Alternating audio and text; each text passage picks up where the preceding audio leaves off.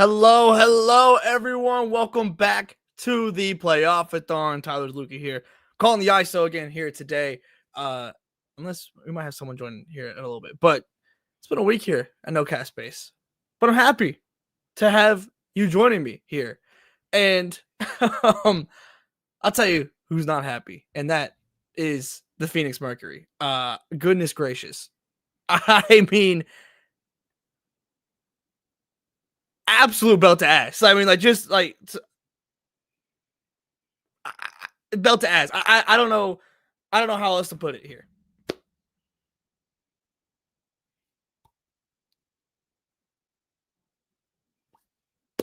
Belt to ass. Before we get into it, though, of course, our friends at Home Field. This shirt right here, Home Field, this incredible shirt amongst many others. 15% off using code NOCAT15. You get 15% off your very first purchase. As always, the super chat gets your message on screen as we break down game 2 here. I believe Andrew's about to hop on with me as well.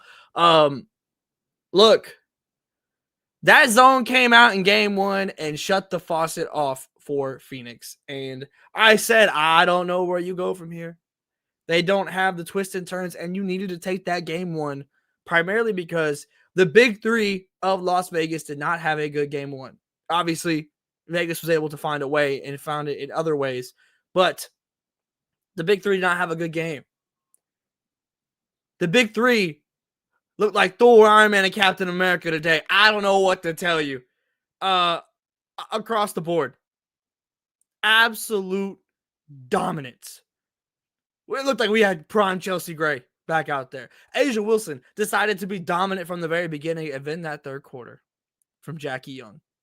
An all-time third quarter, an all-time quarter period in terms of scoring. Set history. I think it was like 21 points on that one quarter, something like that. It was crazy. It was crazy. Ultimately, when this Aces big three is rolling, they've been so good for so long because of this type of lock-in and level up that they possess in the playoffs. And there's been times where it hasn't been there, but today it was. Hello, Andrew. What up? How you doing? Doing good. The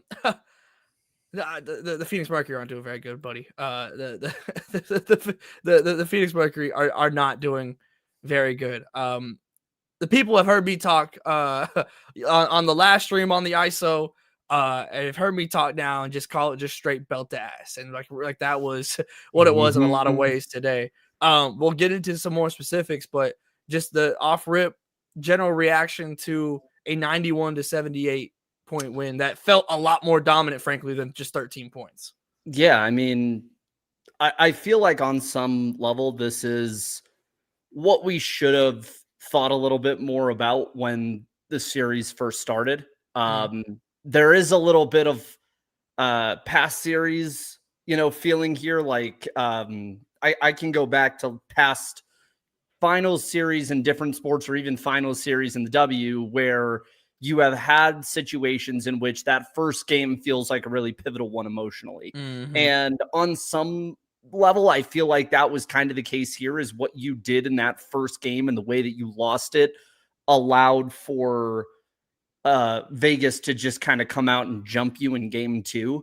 But I think this more has to do with the fact that you have to put, if you're Nate Tibbetts, I feel like you got to throw Natasha Mack on A'ja Wilson defensively.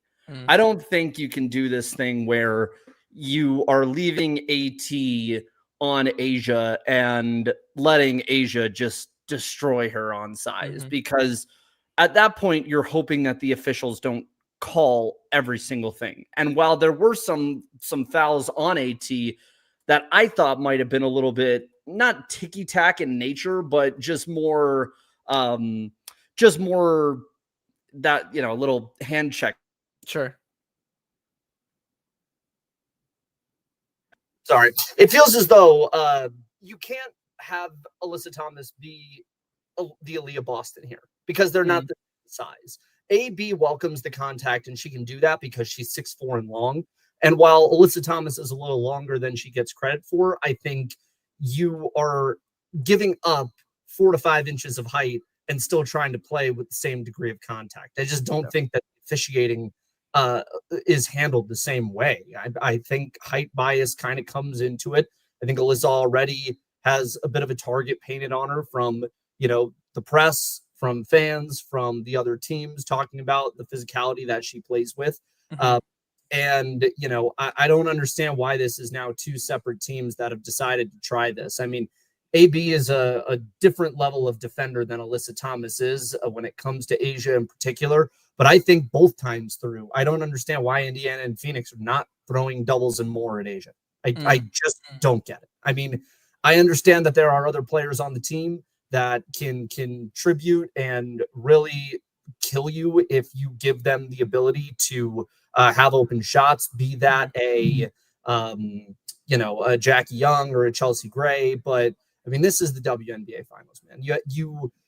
I don't think you can, given how well the other Aces players are shooting the ball now, I don't think you can do this thing where it's like, we'll let Asia get 30 and 20 and then throw, all of the other complementary pieces, try and make it hard for them. Because at this point, they're playing well enough that they can probably do it. You can throw a ton of people at Asia. If Jackie and Chelsea aren't shooting the ball well, it's not going to matter. But if they are shooting the ball well, it doesn't matter if you throw multiples. It doesn't matter if you throw one. Like, they're going to hit shots. And I don't know. I don't know what Phoenix does from here. I don't want to pronounce them dead by any means because this series goes back to Phoenix now. The officiating is probably going to be a little different. They're playing at home. There's a little more comfort. Satu Sabali always seems to have a really good bounce back game, and I'm expecting that here. She didn't shoot the ball well, and she kind of feels like the decisive, if you are going to win and you are Phoenix, you need her to be good. And she was not good today, and so that kind of fits it in. The long-term issue with this series, if you're Phoenix, is kind of what what I heard you guys talk about after game 1, but I think exists in a bigger way today.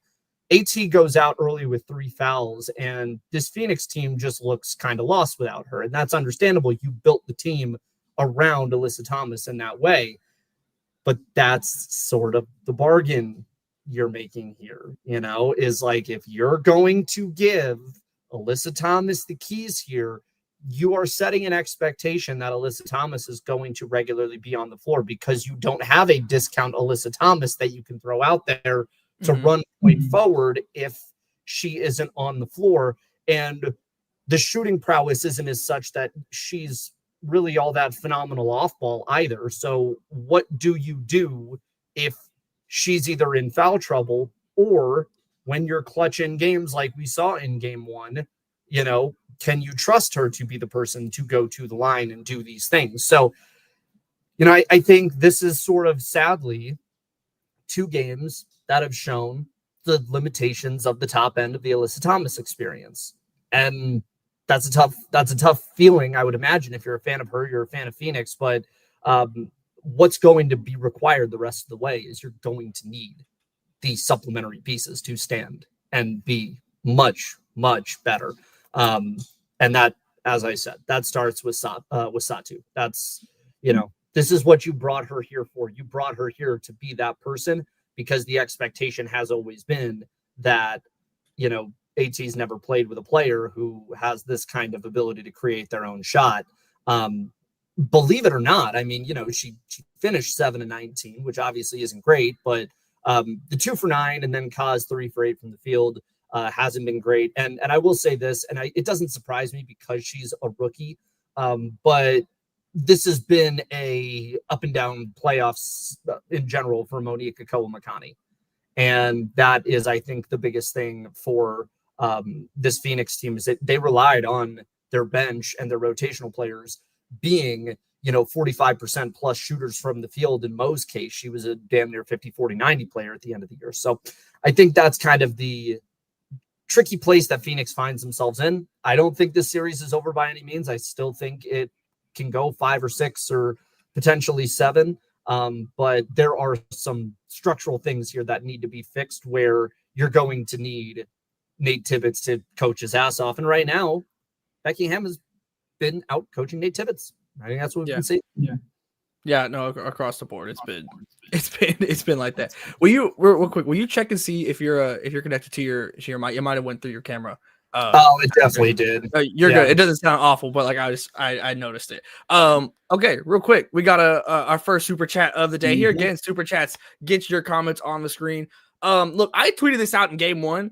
Chelsea Gray's like percentage of success on like swipe down steals as people drive to the paint has to be 100%. Don't fact check me on that. Like I don't want to. You're not gonna convince me that she's ever messed up one of those steals, and it's more than like just that, but like the amount of interference that the Aces have been able to like in an odd way. It's like the gravity of AT, and that's always been like the biggest thing that allows for success.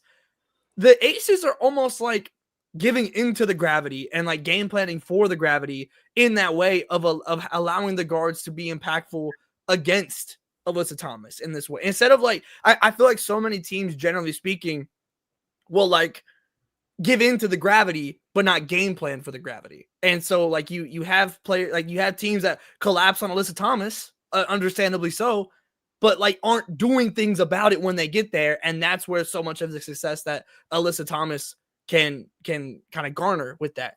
The Aces have, to me, game planned for the gravity in a way that they are almost taking advantage of said gravity, because like once Alyssa Thomas gets stuck, there's very like obviously she can pass the ball. Like I mean, like the playmaking's absolutely right.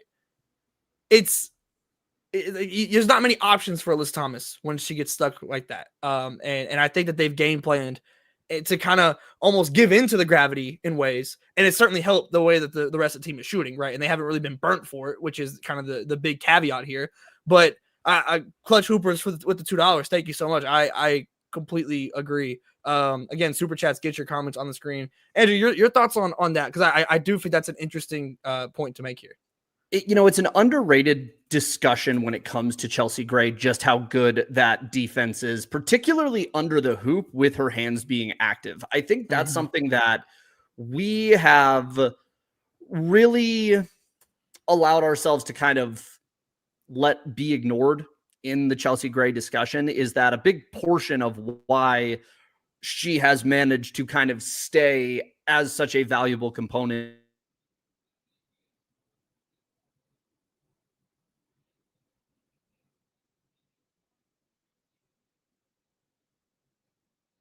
Oh, I think we lost your audio. It's one of these things. It's going to go off. Yeah, I'll just go off the computer mic.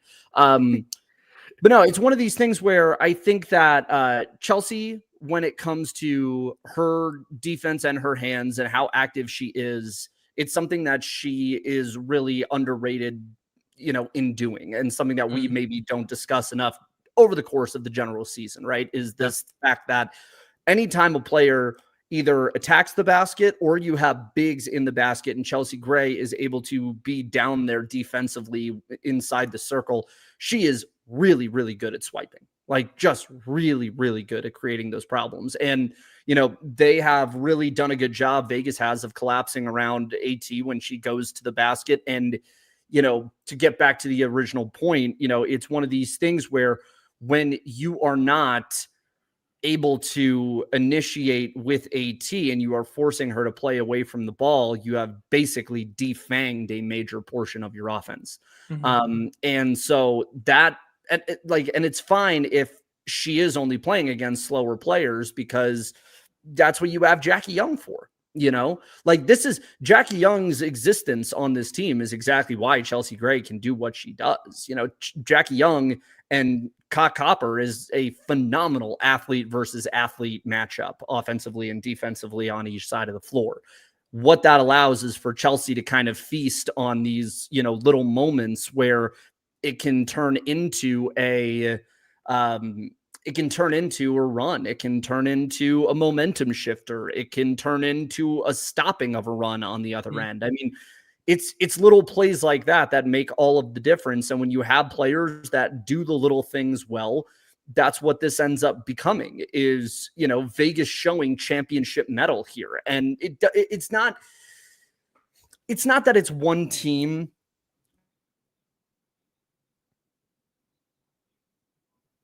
one thing that I do think makes a big difference is the fact that you have players that know how to bounce back. You know, players that have an idea of what this all looks like. And while AT or DeWanna Bonner have been to finals before, or Kiah Copper has been to finals before, I do think that doing it as a part of a specific unit matters. You know, so Cog being the 2021 Finals MVP, yeah, that matters to a point, because that means that that player individually is able to handle things from a mental standpoint. It doesn't mean that they can handle it within what the team, you know, is doing. And where I think Vegas is doing something, you know, is doing so well with all of this is figuring out the fact that they know what they need, and they not only know what they need from themselves, they know what they need from each other too. And when it comes to that core, I think that, you know, makes a big difference. I'll toss it back over. I'm going to fix this mic real quick. Yeah, no, do your thing. Yeah, I think for me, like, and I had seen some of the people mentioning it in the chat as well, just throughout, is the pace of Phoenix and the perimeter. That's obviously something that Vegas struggled with mightily with Kelsey Mitchell, and we haven't really seen. And I don't know if Phoenix really has the personnel. Obviously, nobody is faster in this league than Kelsey Mitchell, but in terms of having the personnel to try and really take advantage of the perimeter defense, that certainly has not always been great for Las Vegas over the course of this season. And I just don't know if they have the personnel to really be able to go and take advantage of that. I think obviously Kiah Copper is the best.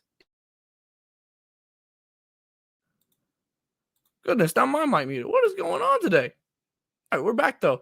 Yeah, I think to me, like the idea that I don't know if they have the personnel to really truly take advantage of what makes this Vegas defense struggle at times. And that is the perimeter. And that is the inability at times to just get in front of the ball and stay in front of the ball. And while you play through Alyssa Thomas, again, I called it, I think on game one, the live after, I called it a monotone offense, in the sense that like you go Thomas, and that, you know, that voice at times, monotone voice can be soothing, but man, it could get pretty dry quick too, and it can get kind of annoying quick.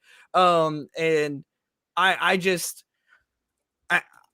don't know, and it's kind of similar point that you were making. I don't know where we go from here for Phoenix. I think that just on the basis of the talent that they have, and, you know, like, they can go and win a game or two. Like, it doesn't mean that this series is inherently over, but in terms of, like, it feels like Vegas is obviously game one, you steal with your bench production. Game two is just domination from your stars. We've seen Vegas win now in multiple ways. And when it comes to pivoting away from how Phoenix has lost, I don't know what they have to pivot to. And I think I agree with you in the sense that I'm looking at Satu. Because to me, it becomes where if she can kind of become a secondary creator, and even like trying just to get the ball out of Alyssa Thomas's hands a little bit. But this, you can't. That's the problem. Exactly. That's exactly the point I was about to ball out of AT's hands, then the offense sputters because you have a player who doesn't, frankly, know what to do when the ball's not in her hands. So, like, the only solution, and this is where I think Phoenix is in a bit of trouble, is the only solution is to double down and say, AT's got to be in every action. AT has got to be initiating every action, because if you don't give her that ability and opportunity to do so, what is she going to do? What's she going to be able to do? She doesn't know how to, not that she doesn't know, she doesn't spot up, you know, she doesn't shoot beyond 20 feet. She can get her own shot, but again, that's initiation. So, like, there is no place where you can really even say, all right, let's move her out to not have to be the primary ball handler anymore. And that's where Vegas is able to eat with Asia, is like, you can do both. You can go to Asia and say, yeah, like, you want to be off ball? Fine. Like, you can just kill people with those 16-foot elbow jumpers and get to the line because the jumper's automatic. Like, or if you really need it, and Asia knows how to do it, because this is what the great of greats are able to do, is know exactly the moment where it is required and where they are needed to demand the ball and say, either I'm going to get this post touch and go make something out of it, or I'm going to get us into an action. And if you don't have that, if you don't have that muscle to exist off ball in that way, you're playing at a disadvantage with AT, because then people can just kind of sag off her because you know exactly what she's going to do and where it's going to happen. I mean, there were matchups in that Minnesota series where game 1, game 2, late game situation, if AT didn't have the ball in her hand, she like basically wasn't moving. I mean, it was a little James Harden in nature, where you know, if Harden isn't involved in the action in crunch time, like he's basically out of the play. And AT, for all at of least her Harden can shoot a three. she has it. Like she will occasionally do that. And so I don't think, and this is the thing that's hard about this. I don't think if you double down, it's gonna mess up. I bet you could double down and win the next 2. Sure. You know, like, yeah. and, you know, it's weird to think about it because the blowout felt so comprehensive, but like we were one Catherine Westfeld 3-pointer from this being a 9-point game with like a minute 45 to play. A 3-possession game with a little over 90 seconds left. Teams have come back from those types of margins and forced overtimes before. So there is this sort of weird thing where I don't want to get caught up in the moment because it was a blowout for so much of it. And then, you know, some garbage time points get us back within a realm of respectability. And we start to think to ourselves, yeah, you know, this is going to be, you know, this is the end of Phoenix. I don't think it's the end of Phoenix. I just think that this was a terrible game. I just think they didn't play well. Alyssa Thomas got into foul trouble early, and that really made the difference. The problem with Phoenix here, and the thing that I think you can have a little bit of existential dread about if you are a Phoenix fan or an Alyssa Thomas fan, is you're kicking yourself over that game 1. It's brutal. It feels so much like the Indiana what's game 3 that they lose, where Asia doesn't play well, and then like now, I mean, obviously we know how that series went. Like I have not been able to shake that feeling that like no matter what happens the rest of this series, like whatever, like when we get to the end of it, if Las Vegas wins, like ultimately it's going to go back to that game 1 for me and not being able to go and secure that. Like that completely changes the complexion. If you're going back to Phoenix 1-1 right now, you feel great. Like the way that this game goes, and like this, like you're almost like, okay, the superstars got their bounce back game. It happens. Like that's what the best players do. And now, like we're 1-1. We're going back home. We have a chance to go up 3-1. And you can go 3-1 going back. And now you're fighting for your life here. And I think if there's one thing that Vegas does do well, I think Vegas is really good at stepping on your neck. Yeah. Sure. Like I do think that is one thing that this team is able to do, and it requires, as we saw in that last series against Indiana, it requires some pretty Herculean individual efforts in order to do, you know, to not get stepped on. But this Aces team, they are, if you have seen it and you've watched them over the course of this season, they are the type of team that loves dancing on graves. Oh yeah, like 100%. Becky Hammon. The mood change that Becky Hammon has when things are going well versus when things aren't is actually remarkable. It is. It could give you whiplash more than not wearing a seatbelt in a car crash going 65 miles an hour. Like it goes from instant like to like, I'm friends with everyone. She was yucking it up in the post half. You know, that stupid. I've never seen her have a fun coach's interview. I despise the format of coach interviews where they're mic'd while the game is going on. I hate it. They're not focused. They don't like it. They can barely hear it. Play-by-play people clearly don't like it either. I get what they're trying to do, but honestly, I would rather hear from a player at the end of the bench than hear from a coach, because the player at the end of the bench can at least like watch the game and tell you what's going on versus a coach who's literally trying to coach the game. Yeah. Like, and is trying to speak. But even in that, she's having a blast. She's having fun. She's joking around with Ruka. Never ever. Like, totally. And so this is the team that was, you know, that really enjoys being the winner. You know, and I think what is different is that this team enjoys being the winner and knows that there's blood in the water. I think the difference, and Clutch Hooper's point here is well taken in the comments, like Indiana, you know, yes, there were hardship players plus Kelsey Mitchell and AB, and they stayed alive. The difference is Indiana had absolutely no fear of Vegas whatsoever.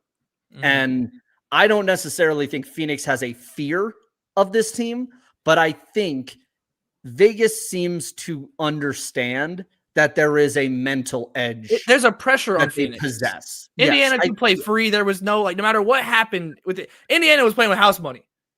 Like, well, and while Phoenix is pushing all the chips for this there's team. a lot of legacy shit on the line with that Indiana series too. I mean, you know, this is there's like the fan base stuff to consider where Fever fans and Aces fans by and large already don't necessarily get along. There's the Aaliyah Boston and Asia Wilson of it all, where like there's this, you know, kind of like big legacy that is being battled in between. Kelsey Mitchell is a matchup nightmare for them. And generally Indiana just as a organization did not seem to care, to fear, to want to feel like they had to be in awe of Vegas. Like there was, I think, more there that if you are a Vegas player or organizational employee, like you're looking at that series with a lot more like white knuckle than you are with Phoenix, you know, because I think this is the thing with AT, right? 33 years old and, you know, couple of bridesmaids type of seasons with Connecticut. Like the book has always been out on AT for the entirety of her career. And we know that a ring could change a lot of how we discuss it. But we see this with players all over sports that are not players that have rings to their name and get to these places. And you can see it. You can see the mental game of this, you know, and where it comes in. And so even if, you know, it's a worse matchup for Phoenix, you know, being against Vegas, or if AT is just kind of not playing up to her best, like it just feels like Vegas doesn't have Vegas is the type of team where if you go up 2-0, I don't think they're going to have a worry about going into PHX and trying to win the game. And that I think has got to worry you a little bit if you're the Mercury, because you got to steal at least, or not even steal. You got to take at least one at home, and then you're going to have to go steal one on the road, guaranteed. So it's a big challenge. It's a lot. It's a mountain to climb, and I think trying to think of like what can Phoenix do. Maybe not even do necessarily differently in the sense of anything, but you absolutely have to get DeWanna Bonner going. You absolutely need Sammy Whitcomb going. The difference in the bench play when Phoenix has their bench rolling and the floor spacing alongside Alyssa Thomas, whenever those players are making their threes, are hitting their threes, it's a completely different setup. And especially when Vegas, even if it's not anything like insane, like obviously game one, their bench went crazy with Jewel and Dana. But tonight you get like 16 points off the bench, which is more than enough whenever your stars are playing like this. The big difference in game one was your stars weren't playing good. So they had to compensate with the bench, and they were able to do so. 16 points from this bench, and while that they're able to continue to help in other ways, like we were talking in the Discord, which if you become a YouTube member here, you can join the No Cast Space Discord. We're talking in the game, like the impact that Jewel Lloyd has been able to have out, just not in the scoring column on the box score, has been insane over just the course of these playoffs, and it has been such an impressive thing to me. Obviously, Dana Evans, these first games has been just solid, Huge, man. Pop off in game one, and not the you know kind of headline game today, but just again just another good game off the bench, and they are just totally demolishing the production of the Phoenix bench, and when that bench for Phoenix is the majority of your floor spacing, and realistically, like when you look at the minutes here, DeWanna Bonner plays more minutes than Natasha Mack, right? So like you're, even if she's not starting, like she's actively playing starter level minutes in comparison to what some of the like the rest of this rotation looks like for Phoenix. They just you can't win this game, I feel like, without, I mean, you get 4 points from DeWanna Bonner, 1 of 5, 0 of 2 from 3. You get 0 points from Catherine Westbuild. You get 0 points from Sammy Whitcomb. That can't happen. It simply can't. And then when you're shooting 5 of 28 from 3 as a team, I mean, with this team in particular, and especially that's what's made this team so special compared to any of the last AT teams that have gone on runs, is they have shooters. They never a team with actual legitimate 3-point shooting in her entire time in Connecticut. We were old man yelling at the clouds trying to tell Connecticut, please put some floor spaces around Alyssa Thomas just to see what happens, right? And now it becomes a thing where it's here and the 3-point shots aren't falling. And that's a terrifying thing. That's funny, Joe. $2 from Joe. Maybe Toad hangers was right all along. The lore, if you know the lore. Oh, what a that's a funny under one. no circumstances do you have to hand it to Alexis Morris. We don't. Under no circumstances do you have hilarious. To do that. Can we also talk about the very funny thing about the placebo effect that Kirsten Bell has now become?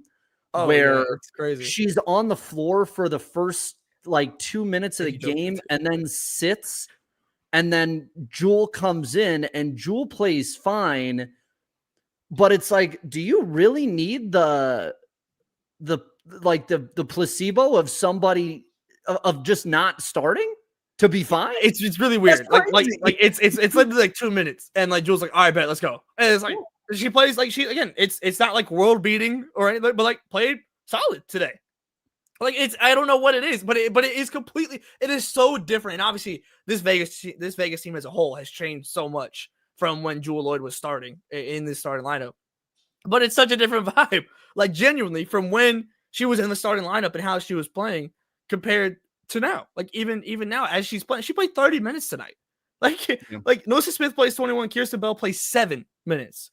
Like Jewel Lloyd is playing 30 minutes. Like she's right in line with the big three. Like she is still like this core four idea that has been, this entire time for Vegas over the course of, even before Jewel Lloyd gets here with Kelsey Plum.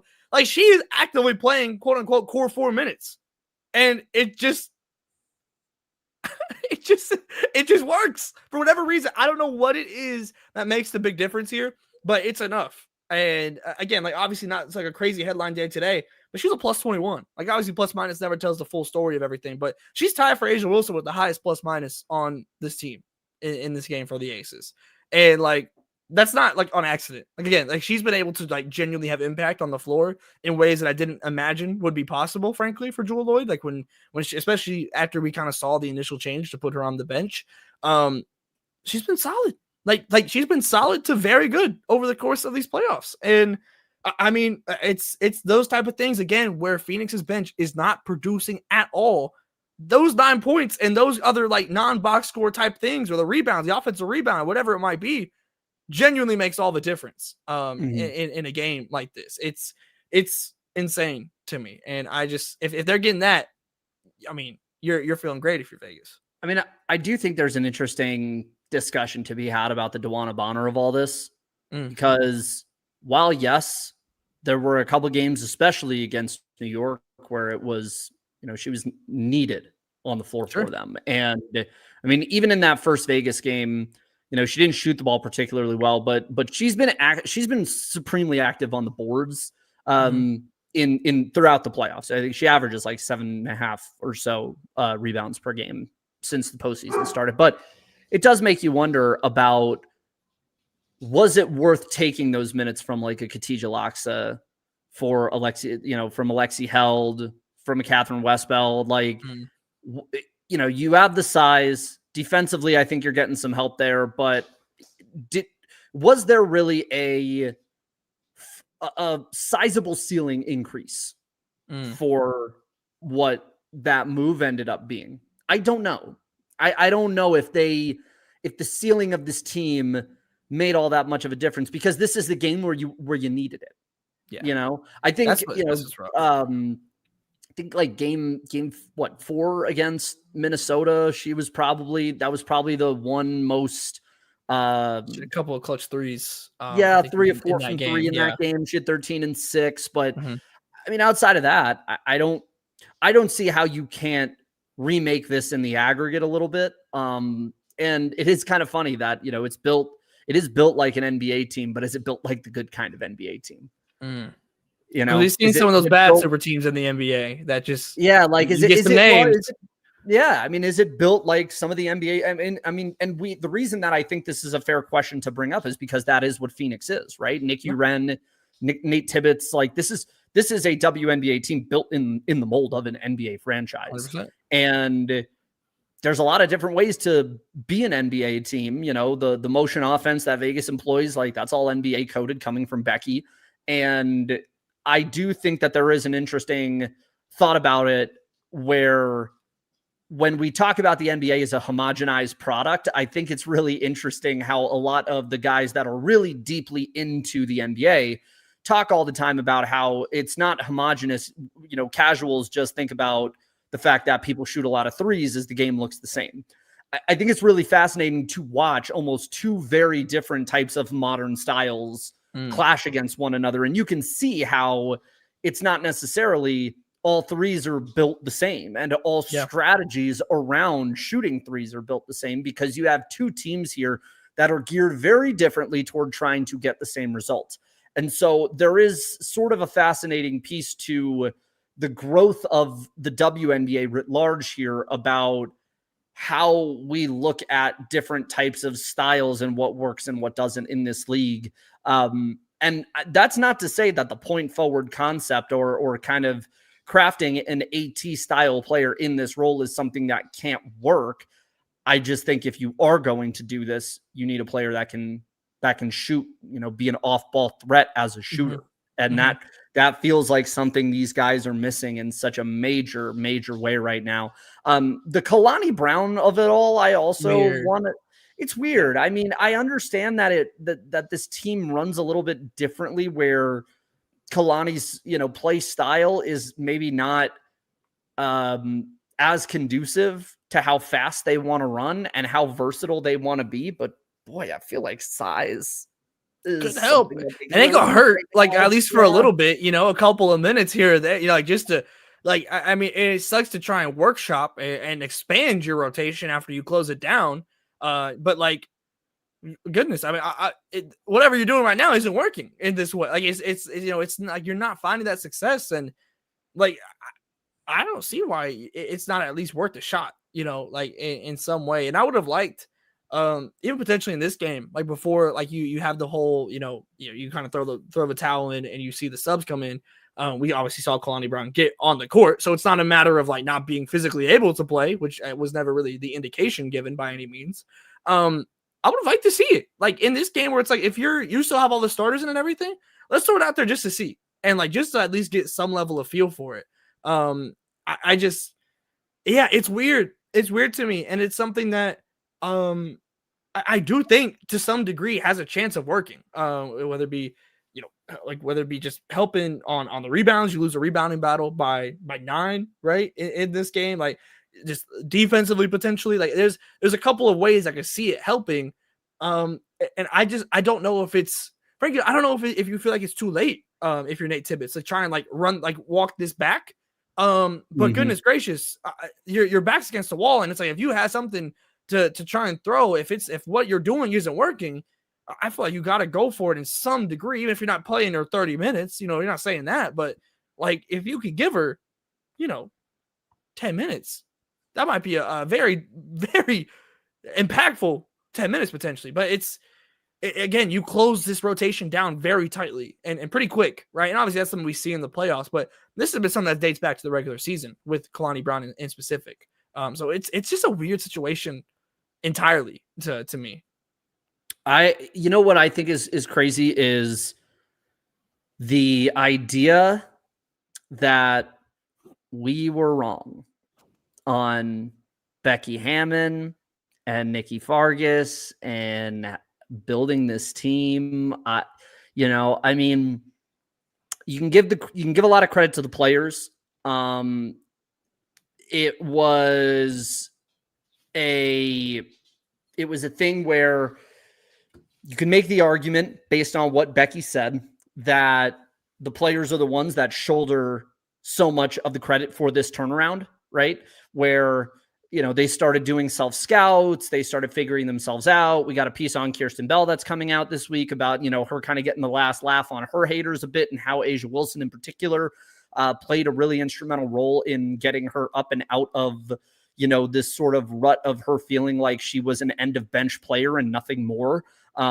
Chelsea Gray, dug deep and found it and walked into Becky Hammon's office earlier this year and said, I'm not giving you what I need to be giving you, and I'm going to get that fixed. It's a team of 4 Olympians. And, I know that term can sometimes be nebulous, right? Like fans or media people can use international pedigree of the players on this team and use it to either talk shit about them or use it as a way to, big up what the roster actually is. But I do think that we have to give a measure of credit for the construction of this team and the fact that it worked. Mm-hmm. I'm with you. No, as someone who was very critical of like the Alyssa Smith trade, like for you example. let Kelsey walk, you let Kate Martin walk, and you don't really sign anyone. Your biggest signing was Dana Evans. You make a in-season trade for an Alyssa Smith, and in the midst of being a 500 team, and we're sitting there looking at you like, this is what you got for A'ja Wilson, like for real? Ahead of a free agency where it, assuming we have a league next year, like A'ja Wilson could theoretically walk because you're not putting anything around her. And now you're 2 games from a championship. So, this is a really, and I'm going to write about it, for 5 Out tomorrow, but this is a lesson in the take industrial complex requires a take. And more often than not, it requires a big, grandiose, hyperbolic take that will feed the outrage machine. And sometimes there are takes and there are things that we see where we know from jump this is not going to work. Chris Koklanis, we knew that wasn't going to work. It didn't you didn't have to be a genius. Yeah, like you didn't have to be a genius to take 2 weeks in and be like, this is not going to work. Like you didn't have to be a genius to see that, the minute Kathy Engelbert stepped out to do her press conference after the comments Fee made this past week and go, yeah, this thing is, like we don't need to watch this play out. Like this relationship is damaged beyond all repair. In the case of Vegas, this is a teachable moment in terms of waiting and watching. And seeing how moves actually end up playing out, because we were ready to pronounce this entire dynasty dead on arrival, and now you are, you're 2 games away from winning 3 titles in 4 years with a 4-time MVP. I mean, that's the stuff that dynasties are made of, and especially being able to get through a Phoenix, a Phoenix team that I think coming into this matchup and coming into this series, and shoot, with about 2 seconds left in game 1, we were all thinking they can do this, and they can still do this. I'm trying to be a little more judicious in my approach with pronouncing a series dead or not, but I do think that even regardless of how this series ends, even if Phoenix comes back and wins 4, I do think a measure of credit is deserved to Vegas for what they have been able to do in terms of bringing this up. Can we put one comment up that I'm going to break the super chat rule for a sec here, because I do want to say this as a reporter. I hate this shit, bro. I hate this. No players on the Mercury attended the presser. It was just Nate. Interesting stuff. All right. This is where I'm going to get boomed. ISO. He's here. Here goes Cronkite. I get it. You are paid to play the sport. It is difficult to walk out and, have to answer these questions after a matchup like this. But in the WNBA, we are getting way too comfortable with allowing losing teams and losing players to skate and walk away from this kind of stuff. This shit is not the music industry. Okay. If you make a dud album, we don't get to sit here and argue subjectivity while you get to stay away in the glass house. This is a results-oriented business that is built on the reality of it all. This is a competitive game where the unpredictable is supposed to happen by design. It is you against somebody else in an athletic competition. And part of what your job is as an athlete is to face the music. You have to do it. It's not about whether or not, you need the moment, because to be quite frank, media has rolled over completely, sometimes as a necessity, sometimes for things that I agree with and my colleagues disagree with, and other times stuff that I just feel is overkill. You know what I mean? I feel like we don't, I don't necessarily know if we need to be in the locker rooms. I think we can give people a cool down time before they walk out onto the the presser dais. I think we can do all of the things that treat athletes as human. But I also think we have to we have to make an understanding that, this stuff allows, like this is sports. And people have to come out and face the music. But I see that they just entered, and so all is right with the world again. Because, but I want to say that goes beyond, because the Mercury did this shit during the DT era. This has happened before. Yeah, that's also, very funny though. That is. So this is not the statement is not being retracted. It is just more generalized now. I apologize for nothing. This is never wrong, just late. This is not never wrong, just early. Never wrong, just late. That's what this came down to. I apologize for nothing. I am heated. That's actually really funny. I will now dip chocolate on my belly over and over. I don't apologize. That is actually very funny. Clutch with the super chat. Yes. Thank you. Let's get into this question, because with the 5 here, thank you, Clutch, for the 5 again. As we kind of are kind of winded down here, get your super chats in if you got any comments on game 2. Again, we'll be back here for game 3 as well. We're live after every game. Andrew pivoting like Shawnee is hilarious. Okay, $5, Clutch Hoopers. Maybe Las Vegas isn't that good. Phoenix just shouldn't be there. Phoenix beat 2 teams in the first rounds, both missing their best players, Collier and Stewart.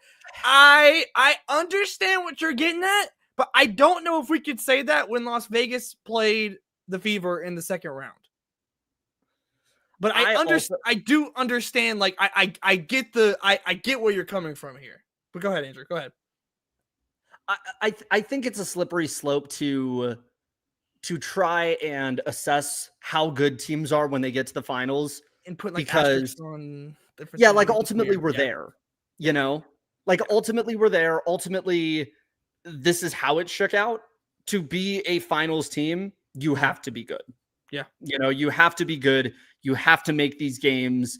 You have to, dig in and be able to go out and win the games that are in front of you. All these players are professionals. And while there is a bit of a gap, I think, between maybe the top 10 players in this league and the rest, I also still think that we are getting a little too loose with our term about how great teams are or should be, right? I think Vegas is very good. I think Phoenix is very good. I think, and we've done this too, right? I mean, look back at the, you want to talk about ruining your credibility on the record, man. New York Liberty, best starting 5 now that they have Emma Mieseman. Hey, man. Shit happens, man. But that's what I mean about deciding and figuring out good or not good.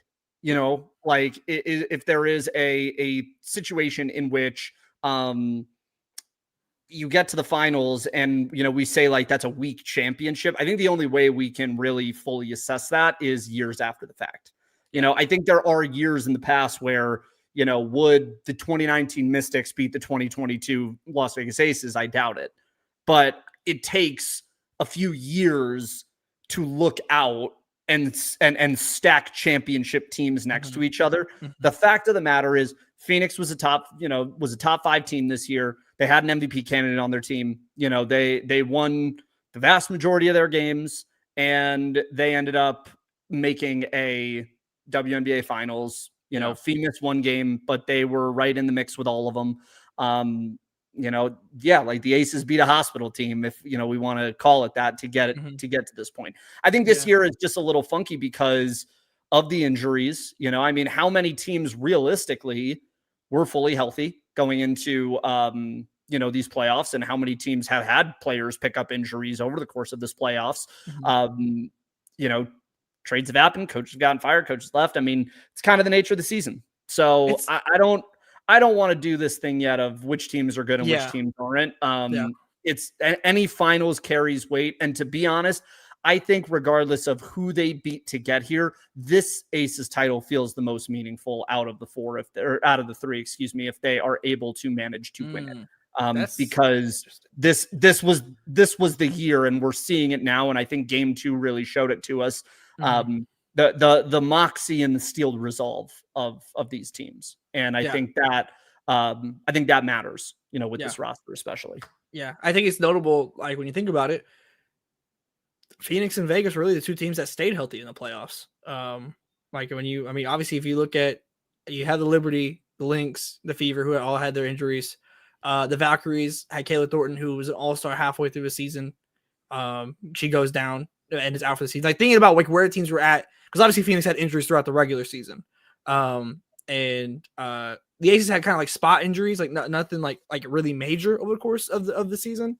Whereas Phoenix had a bit more like long-term ones, whether it be Kiah or whoever, like there was a couple. Seattle was healthy, but their half-court offense wasn't. And the Atlanta was healthy. Atlanta was healthy as well. But like Jordan Cannon was like kind of on her way back, and she had played a little bit in the regular season, so I would consider them healthy too. But yeah, I think that that's part of, frankly, this season, and obviously so much talk has been about like the injuries, right? Like I don't think it's a coincidence that the two teams that were both confident in like in rhythm and playing and healthy make the finals. Like I don't think, and that's obviously just in the unfortunate part of the game, and certainly a room for so much conversation in the W, especially. I mean, we've whether it be refs, the physicality, injuries. I mean, we've certainly heard plenty of dialogue on that. Good, healthy and unhealthy when it comes to all of those, like that kind of diagram of things when it comes to the WNBA. But yeah, I mean, I don't want to put asterisks on anything. I'm cool on that. I mean, it's ultimately that's out of their control. Whichever team, whatever, whether it be the Fever and you're looking at that, or you look at the Phoenix and like the teams that they played, ultimately, also you can't control it. These two teams are fully healthy. Yeah, that's what we want. Yeah. I think, to be honest, I think how we got here is sort of irrelevant to the fact that these are two healthy teams. It's kind of the same with New York and Minnesota last year. I think that a part of winning a championship every season is how healthy you are. We don't like to talk about it in that way, but it is. I mean, usually the healthiest team is the one that ends up making and or winning a championship. But what we are asking for when we get to the finals is the opportunity to assess that against somebody else of equal strength. And that, to me, is what really matters here, is not necessarily the road to having got here, but the fact that both of these teams are healthy, so we're able to actually watch best on best here. It would be a different situation if, say, Phoenix had won the championship on the back of, the Lynx getting, Fee getting hurt for a final pivotal game and Cheryl Reed being suspended. And then, God forbid, something happens in Vegas where, you lose Jackie Young for the rest of the series. Then we can start having a discussion about how much did Phoenix like really get through to get here. Yeah. But if the health is the health all the way through, Phoenix, like if they turn this around and they win this, no asterisks on that, man. Like it's a dub, and if the Aces win this in 4 or the Aces win this in 5 or 6 or 7, no asterisks on that either. Health on health, good on good. That's all we really ever want or need from a final. I think all I want the rest of the way is I just want these games to be a little more competitive.